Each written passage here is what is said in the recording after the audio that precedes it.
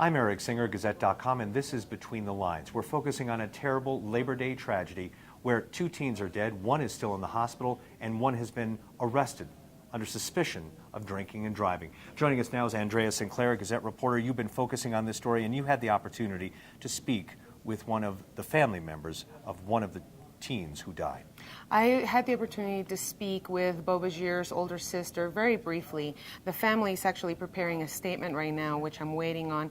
And what they've communicated to me is that they're coping with the loss. They're still in shock, and they're making funeral arrangements.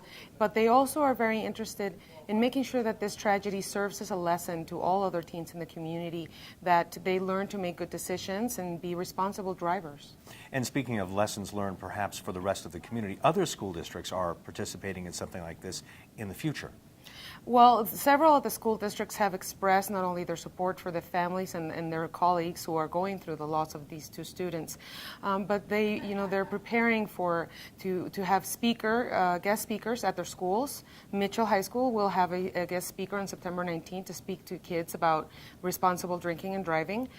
They've also had they're preparing a whole list of activities for homecoming week over at Vista Ridge and Sand Creek High Schools, where they will actually have resource officers from CSPD talk to the kids. They're going to be bringing in a car that was involved in a car crash where a teen lost her life in a drinking and driving accident. And they will have resource officers that will have information and try and get the kids as educated and engaged as possible. All right, thank you very much, Andrea. And of course, you can read the full story on Gazette.com. Andrea Sinclair will have more on this continuing to develop story. With Between the Lines, I'm Eric Singer, Gazette.com.